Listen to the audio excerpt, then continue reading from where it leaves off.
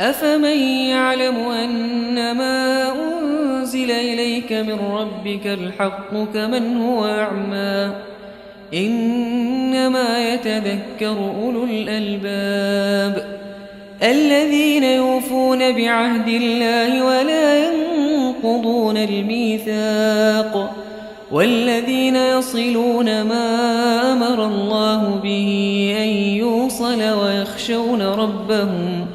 ويخشون ربهم ويخافون سوء الحساب والذين صبروا ابتغاء وجه ربهم وأقاموا الصلاة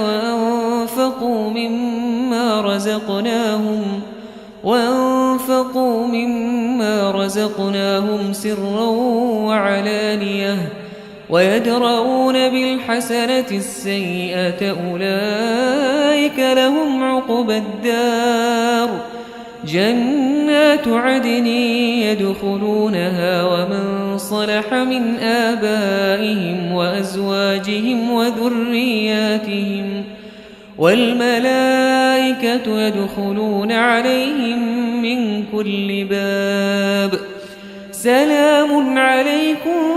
بما صبرتم فنعم عقبى الدار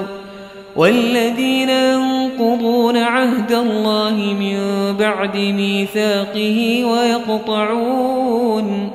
ويقطعون ما أمر الله به أن يوصل ويفسدون في الأرض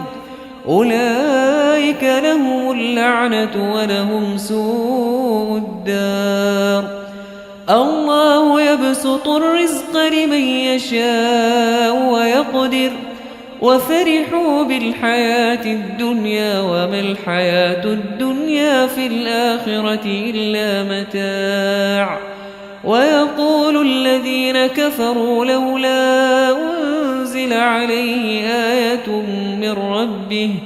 قل إن الله يضل من يشاء ويهدي إليه من أناب الذين آمنوا وتطمئن قلوبهم بذكر الله